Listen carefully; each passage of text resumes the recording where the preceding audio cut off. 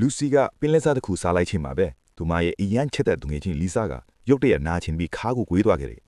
ဖိုက်လီအဆက်မကထွက်နေပြီးအနံ့ကဒရိုက်ဆန်မျိုးကောင်ရဲ့လေးထွက်သလိုအရန်စိုးနေတယ်အဲ့ဒီနောက်လူစီကတိတိတတ်တာနဲ့ရေတကွက်ပေါက်လိုက်တယ်လီဆာကတကယ်ကိုမခံနိုင်တော့ပဲလုံးဝရှုံးနေသွားတဲ့ပုံစံဖြစ်သွားတယ်စားတော့ဆိုင်တွေကလူတွေကလီဆာကိုမိမိကိုယ်လိုက်အညစ်လောက်ထားတယ်လို့ထင်ကြပြီးသူတို့ရဲ့အစားအစာအကျွင်းအကျင်တွေကိုဖျက်ဆီးလိုက်တယ်လို့အော်ဟေကရောကြေတောင်းကြတယ်လူစီမာဒီလိုအာနာရှင်နေရတဲ့အကြောင်းရင်းကသူမဟာဘဝပြန်မွေးလာသူဖြစ်လို့ပါအရင်ဘဝတုန်းကလီဆာကအွန်လိုင်းပေါ်မှာအရန်နာမည်ကြီးတဲ့အစားတောက် live stream မှာဖြစ်ပြီး12နာရီလုံးမရက်မနာစားနိုင်သူတယောက်ဖြစ်ပါတခါမှမဝါတော့အကြံလန်လူစီကတော့အစားအစာနည်းနည်းပဲစားပေမယ့်ပိုက်ကအမြဲဖောင်းနေတယ်တခါတည်းမူးလဲတုံဖြစ်ခဲ့တယ်ဈေးရုံရောက်လို့ဆရာဝန်တွေအန်အားသွားကြတယ်နေတိုင်းအလွန်အကျွံစားတောက်နေလို့အသေးအောက်ကဂလင်းရောင်ရန်ယောဂပြင်းထန်စွာဖြစ်နေပြီလို့တတိပေးကြတယ်မရက်မနာဆက်စားနေရင်ပိုက်ပေါက်သေးသွားနိုင်တယ်လို့တော့ပြောခဲ့တယ်လူစီကတော့သူမစားတာမရှိဘူးလို့အတင်းပြောတယ်ဆရာဝန်တွေလုံးဝနားမလည်နိုင်ကြဘူးနောက်ပိုင်းလူစီသဘောပေါက်လာတာကလီဆာက live stream မှာစားနေချိန်တိုင်းလူစီကိုယ်တိုင်ဝါတယ်လို့ခံစားရတယ်ဆိုတာပါဘာကြောင့်လဲမသိဘူးလီဆာစားရင်အစားအစာတွေကလူစီရဲ့ဘိုက်ထဲကိုတွားရောက်နေတယ်လို့ဖြစ်နေတယ်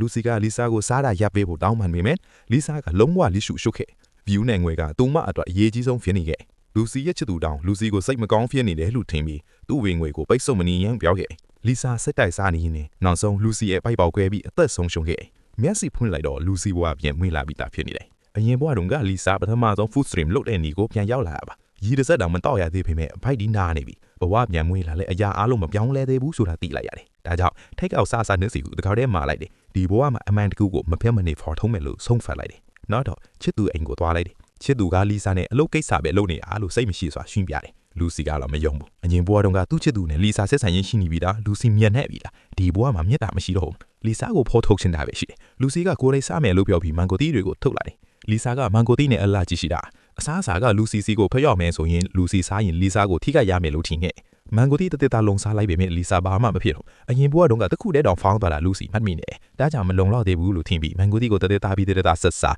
မန်ကိုရေးပါတောက်လိုက်တယ်တိုလီဆာဘာမှမဖြစ်ဘူးနောက်ဆုံးလူစီကူတိုင်အွန်ဝါပြီးဒုက္ခရောက်သွားတယ်ဒီအစည်းအဝေးအောင်မြင်မြစ်ကြောင်းခင်းအခုဖန်တီးပြီးအိမ်ပြန်လိုက်ခဲ့တယ်ညအထိဘိုင်းနာစတိုက်ဖြစ်နေတယ် live stream ကိုစီးကြည့်တော့လီဆာကစီမီယာနဲ့အသားဒီကိုစားနေတယ်လူစီမခံနိုင်တော့ဘူး viewer ဖြစ် hands up ပြီး rocket တွေဖြစ်ငွေအများကြီးထည့်ပြီးလီဆာကိုရက်ခိုင်းလိုက်တယ်လီဆာကအသားကိုရက်လိုက်ပေမဲ့ချက်ချင်း ice cream စားဖြစ်နေစားတာကလီဆာဖြစ်ပေမဲ့နားနေတာကလူစီဖြစ်မိတာကိုလူစီနားမလည်နိုင်တော့ဘူးနောက်ဆုံးလူနာတင်ခါခေါ်ပြီးမူလဲသွားတယ်စိတ်ယုံမှနှုတ်လာတော့ဆရာဝန်ကလူစီကို acute pancreatitis ပါစီများစားများတာတွေမစားတော့ပါနဲ့နှုတ်မလင်းအသက်အန္တရာယ်စီးပါတယ်လို့ပြောတယ်လူစီနားလေသွားတယ်လီဆာဆက်စားနေသမျှသူမသေဆုံးဖို့နှီးကနေတာဖြစ်နေအမှန်တကူကိုမဖြစ်မနေသိရမယ်လို့ဆုံးဖြတ်လိုက်တယ်မီယိုကြောင့်သားကိုကိုက်ပြီး live stream နဲ့ကိုဝင်သွားပြီးအကြောင်းရင်းကိုမေးလိုက်တယ်လီဆာက view အတွက်ဘာမှမပြောဘူးတေးသွားရင်တော့မရှင်းပြဘူးလို့ပြောတယ်အဲ့ဒီချိန်မှာလူစီရဲ့ကောင်းတဲ့ချစ်သူကဓာတ်ကိုဆွဲယူလူစီကိုကလတ်ထိုင်းပြီးဖိထားလိုက်တယ်နောက်တော့ view ထိုးဖို့အစီအစဉ်ရတယ် hamburger တစ်စဲလုံးယူလိုက်တယ်မင်းပြောသလိုစားတာကတက်ရောက်ရင် live stream မှာစံကြည့်မယ်လို့ပြောတယ်လီဆာပထမ hamburger စားပြီးချိန်မှာလေလူစီကိုနာကျင်ဖို့ပြင်းထန်သွားထိုးနှံလာတယ် viewer တွေကလူစီလိန်နေတဲ့လူထင်ရတယ်